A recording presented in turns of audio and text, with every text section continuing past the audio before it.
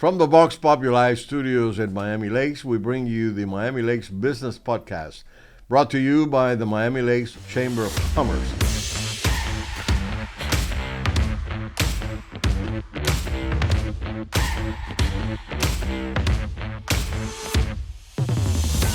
Today we have a very special program, very special guest, a good friend. Thank you. Stephanie Cruz from Stephanie Cruz Law here in Miami Lakes. And welcome, Stephanie, to our Thank podcast. you. Thank you so much for having me. Well, we're I'm, glad. I'm very excited to be here. Well, good. I'm glad you are. I'm glad you are. Let's go right into the subject matter. Okay. And I guess the people would like to know a little bit more about you. Tell me, how long have you been practicing law, and where did you go to school? Where did you graduated? So I went to school in Miami Lakes Middle, Barbara Goldman High School, FIU, then Nova Law. Wow. I've been an attorney about almost 9 years, and I started my practice about 8.5 years ago. And I started my practice here in Miami Lakes. So I've been a lawyer here, serving this community for about 8.5 years. And who makes your firm? How many attorneys do you have? Who do you have working there? So in my office, so my sister and I are both attorneys. Oh, wonderful. So we as a family, we have an office that we purchased here in Miami Lakes. It's my sister that she specializes in one particular area of law, and then I have myself also in that office, and then my dad, who's a real estate broker here in Miami Lakes, he also is in the office. So it's like a family affair, where we see each other every day. And I also have my paralegal. So I'm a solo practitioner, and then I have my paralegal. So you do have, as part of your law practicing, your dad can sell a car, and you guys can do the title work for the house and do the closing right there. So I do. I started my practice. That's something that I don't promote as much, the fact that I am a real estate attorney, but I am. I've been doing that, and I know it like the back of my hand. I know how to do a closing from start to finish, and that actually has helped me in my practice with probate, because people that are deceased own real property. So that kind of segued me into the wills and the trust and the probate. And then also guardianships, which we're going to talk a little bit. I'll explain to you. Because people that have special needs also could inherit real estate. So real estate touches so many areas of people's lives. Interesting. So I learned the closing process, how to do title and sell a property clean. And then that segued into different areas of practice. You mentioned the word probate. And I know that that's a word that has been heard, many, many times by different people. What is actually probate? So probate so I like to explain to people, probate is an inheritance process, okay? Somebody is somebody's daughter, somebody's son, somebody's parent, but a house is not going to transfer to this person, or money in a bank is not going to transfer to somebody because you are this person. It's not just like a magical process. No bank, for example, that there's money in a bank account is going to give it to whoever says they're the daughter or the son or the spouse, unless there's a court order, okay? And that court order is received through the probate process. So probate is an inheritance process. It's done in a clerk of in the court system. There's a judge, there's a case number, and there's all the red tape that the law provides. So that's why people, when they come to an estate planning attorney, it's to try to see how they can prevent having to go through probate. So that's the estate planning component of my practice. So going back to that, where does a will play into all of that? Okay. So Florida, if you're a Florida resident, okay, you're a human being and you have assets. Assets, you don't have to be wealthy. You can have a home, you can have even a trailer, right? You can have a car, you can have bank accounts. You will come to me and I will suggest to you, based on the assets that you have, whether you're going to do, or it's in your best interest to have a will, or it's in your best interest to have a trust, or and explain to you what happens if you don't have either, right? So most people, or everybody really, if you don't have a will, you don't have any estate planning, you pass away with the laws that are on the books. Those books are called intestate laws. So it's the legislature who says, basically they did a will for people on the books. People don't know that. So you either make a will, which is an instruction sheet saying this is what I want, this is where it goes, or the laws of Florida are going to dictate where it goes based on what it thinks it's fair. But if there is a will, that will be honored? Yes. Without going to probate, or does it have to go to probate? Wills are an instruction sheet to use in probate. And that's very important for So it people to know. still has to go to probate? Absolutely. Oh. The difference, and people don't know that. And sometimes they come to my office a little pompous and they say, I have a will, I'm good. Not necessarily. Like, you have a will, you're better than most people who have nothing. But do you know what happens with that will if you pass? I'll tell you what happens. So if somebody passes, they have a will, they have to provide the will to the clerk system or to the clerk within 10 days. That's the law. Does that generally happen? You know, nobody's going to arrest you, or you're not going to get in trouble per se if you don't do it within the 10 days, but that's technically the law. Then you have to, generally, you hire an attorney to petition the court to say, okay, this is the last will of this person. The judge has to verify that this will was done correctly. So people that do their own wills, maybe they did it wrong, because you have to be very, very specific with the law. So Googling a will and maybe just getting it notarized, that's not valid. Yeah. And people will sometimes think if somebody notarizes something, that's it. This is done. No. Florida law actually doesn't even require a will to be notarized, right? It requires witnesses. It requires signature at the very end of the will. You know, you can't write all over it and make changes. If you do, then that will is considered invalid, and you don't have a will at that point. And then you go to the fallback, which is the intestacy laws. So to answer your question, which a lot of people don't know, if you have a will, you will need to go through probate, because that will needs to be activated and used the way that they intended it to be used, but only through the court system. So what is the difference between a will and a trust? Okay. So a will does not avoid probate. We already discussed that. A will is just an instruction sheet. Okay. And you're going to have to pay the costs of that probate administration. So a probate attorney by law will generally charge you 3% of everything. So if the person left, you know, the value of whatever they left for the estate, generally it's 3%. I sometimes charge a flat fee because people generally appreciate that. But the law will let you charge a percentage. A trust is different. A trust, you avoid probate. Okay? So basically, the way I like to describe a trust is like a box. Okay?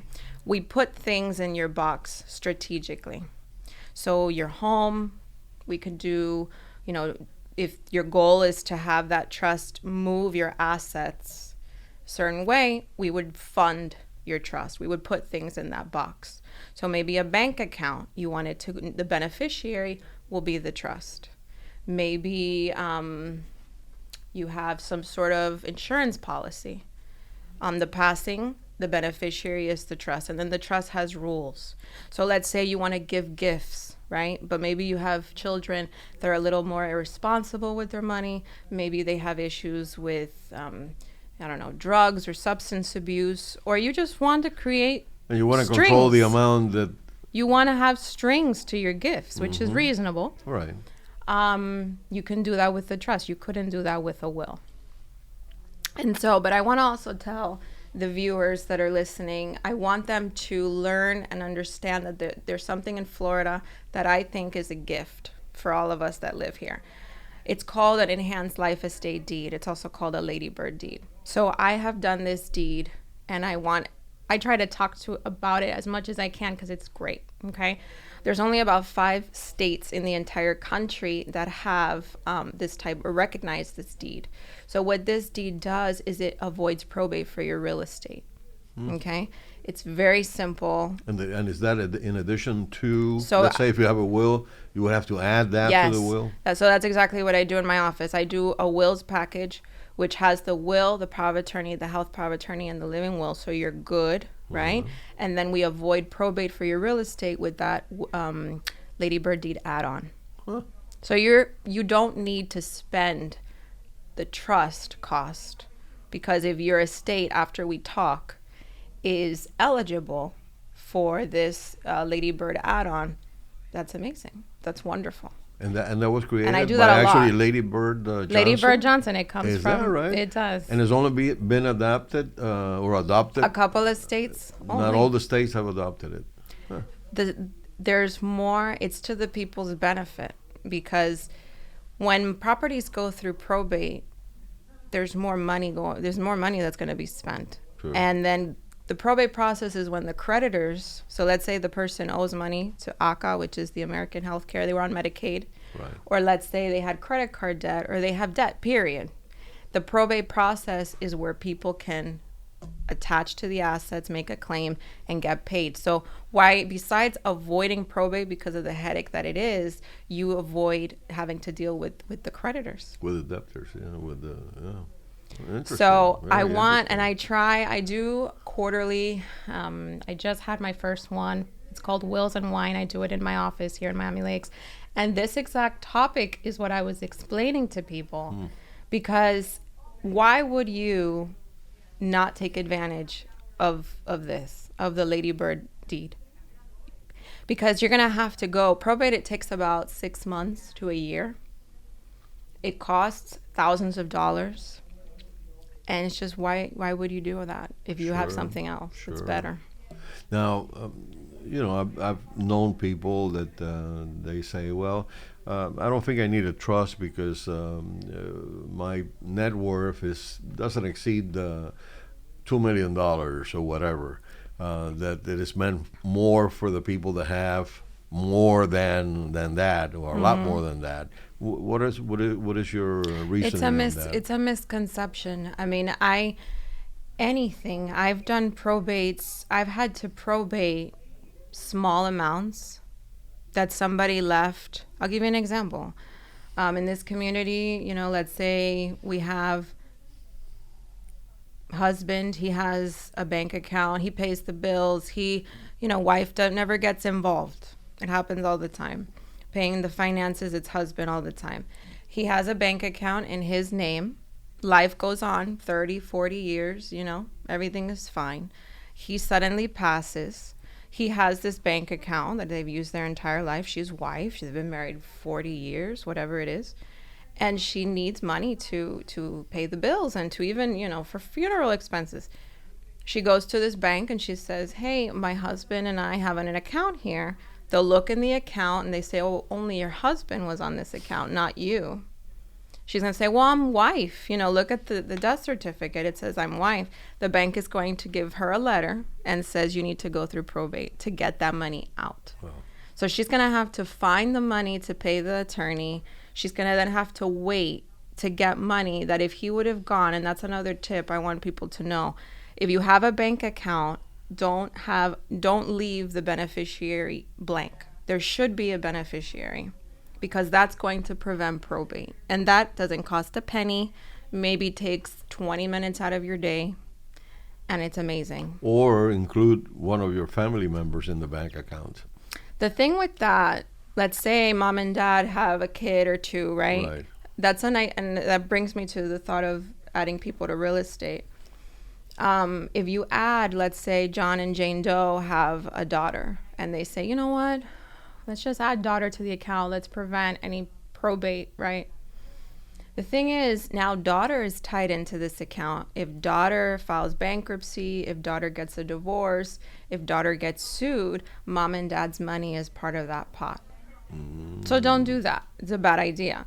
Leave You create daughter. actually a liability. You do create a liability. So what you do is, if you do it the best way possible, you leave daughter as a beneficiary on that bank account. And it's also a safety net in the sense that if you never talk to daughter, let's say you and daughter have a fallout, you take her off the beneficiary. Right. And something else with the ladybirds, because a lot of the time, the ladybirds, they work where it goes from, let's say, mom and dad to mom and dad for their life. And then upon their passing, it would go to daughter. So the event that triggers that actual ownership is the two passings. So if daughter and them never speak, or if daughter, there's some sort of liability issues, it's not a gift right now until the passing. So if she gets sued or there's a divorce, it's not the same as if they would have put her on title. Actually an owner. Yeah, people will put people on title thinking that they're going to avoid probate. And then they call me and they're like, Stephanie, how do I get them out? You already put them on. And now you made them co-owner. So by adding people to property via the quitclaim deed, which a lot of people call me about and they say, I want this. I'm like, well, okay, well, have you heard of this instead? Because this is so much better.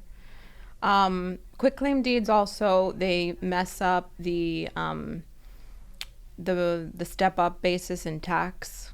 When you receive via Ladybird, you're going to have a better tax situation than if you receive it via quitclaim. I see. So it's great. And if the viewers here if I can at least share that exists and they can learn about it. I have never heard of that. But you see, it benefits, it's great. That's wonderful. I know that some of the things that you do is estate planning and guardianship. What does that entail? So the estate planning component is basically the drafting of these documents of the will. The power of attorney. Power of attorney is something that I highly recommend anybody that's over probably 65 to have.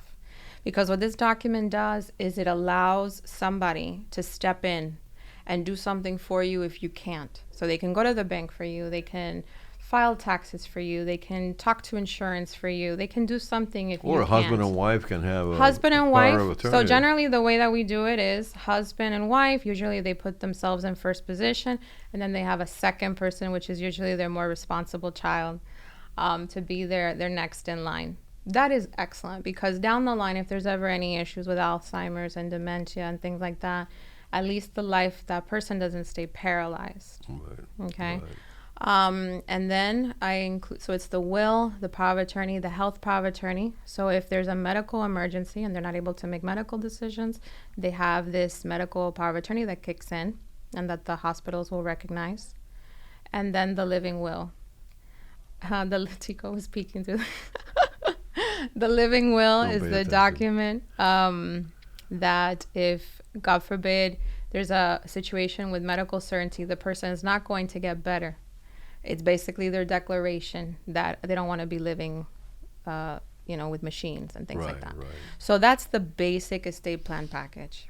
If you need a trust, because based on what you're telling me, maybe you have a business and you have multiple assets and you want control. The ultimate control is the trust. Then we can draft the trust for you. And it's very simple. You come to my office. I give you you sit with me. You have a questionnaire that we complete, and then we set an appointment. And you walk out. It takes me a couple of weeks to draft. You walk out the day of signing with your original documents, and you don't have to worry about it anymore. No, it's been great. I mean, I learned about the Ladybird. I have never heard that, and it's such a wonderful thing. And then the last thing that you asked me was about the guardianship. So I do a lot. So guardianships is basically when you have a minor that receives. Let's say there's a lawsuit. I had a case. A child falls down a slide, right? And then they offered $75,000 for the injury. A child cannot contract to receive this money, so a guardianship has to be set up, allowing the mom is the natural mom, for example, but she's not the money of the child. She's not the guardian of the property. So you have to open up a case to have the mom found eligible to be able to take care of this property, this money for this child. So that's the guardianship component for minor children. Now, I also do a lot of work for adults with special needs. So when you have an 18-year-old, right, that they have special needs, mom and dad are used to being able to help this child always. Take them to the doctor, tell the doctor that they need this and they need that, and that has always worked because this child is a minor. At the moment they turn 18, they're an adult. I can't go to your doctor and say, do this for him, do that for him. You're an adult. But if there's a person that has special needs, you need a guardianship in order to help them. In order for mom to be able to take the child, which is now an adult, to a doctor or to consent to surgeries, a guardianship needs to be established. And then this usually takes people a little bit by surprise. They hear about it, but they don't know. It's something that when you come to my office, I'm empathetic with my clients. So I want them to also understand. The same way that you and I are discussing is generally how a consultation usually goes. I explain it to you because if I can explain it to you, it makes my job easier because you get it. Absolutely. And so basically what we do is we petition this 18-year-old, for example. We try to see if they're going to get, the guardianship process is basically we take either all their rights away and give it to mom and dad or mom, or some of their rights away. That's what that process is. So basically you petition the court to take the rights away because they're found to be incapacitated. They're reviewed by 3 physicians, and the physicians will do a report, provide it to a judge. There's a hearing, and the judge will enter a ruling that the adult is incapacitated. And who is this guardianship? Who is this guardian? The guardian, is it a close relative? It could be an institution. So it's a petitioner. Generally, mom and dad will be guardian, right? Or they'll be the petitioner. They have to get fingerprints. They have to come back clean. They have to do applications. Generally, mom and dad. But there's such a thing as also professional guardians, which are people that are not related to the person, and they get paid for their work. That's, it's guardianship is an area of the law that's it's not easy. You're taking away somebody's rights. They're not able to spend money. They're not able to contract. They're not able to get married. They're not able. All your rights as an adult are gone, practically in the blink of an eye. And then you have a person who the court appoints, and this person will basically help this ward, which is the term, live their life. If this ward has money, then the court will be involved as to how much money is taken out. It's not like the guardian has a debit card and can start spending the ward's money. Right.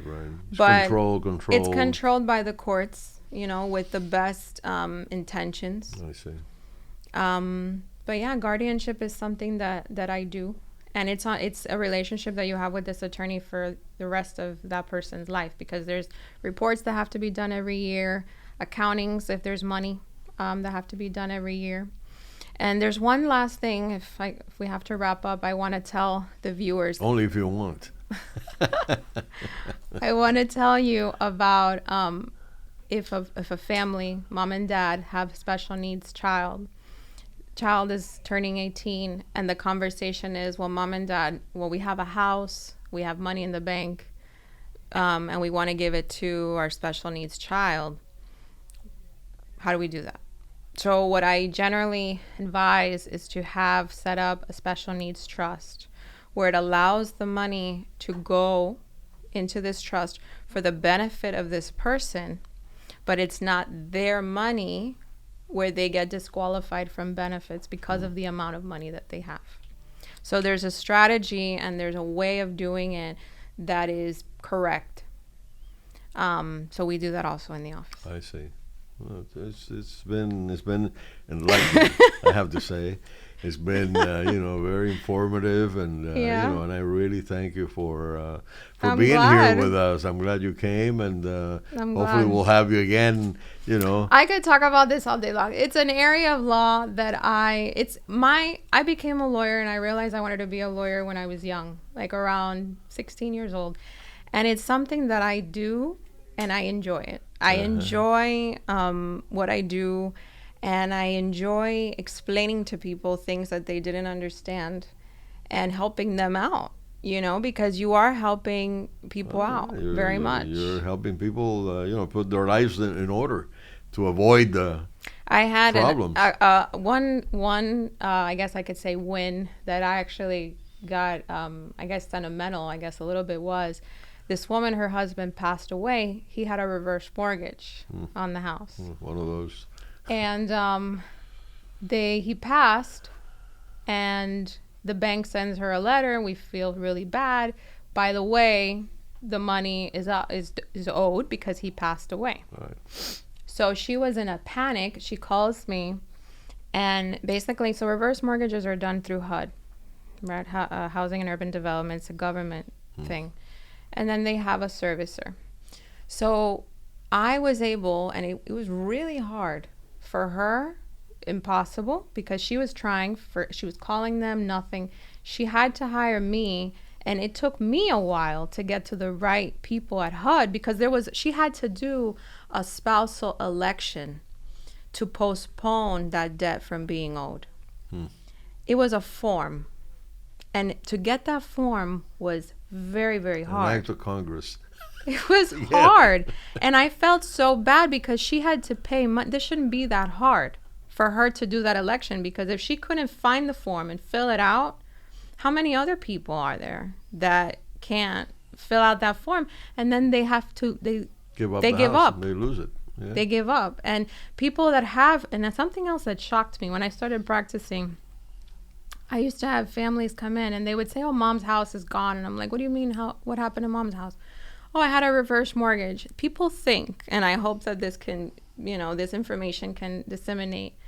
Just because somebody has a reverse mortgage, mom has a reverse mortgage, that doesn't mean that the house is lost. There's people that think that. There's people that think that because there was a reverse, that the house, when she passes, is lost. It's not true. The reverse is up, of course, because the passing happened.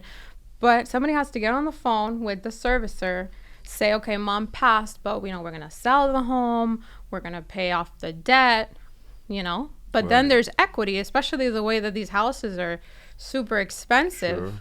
Sure. So I really think I want people to know, first of all, and that's one of the reasons that I'm very blessed to be on this podcast with you.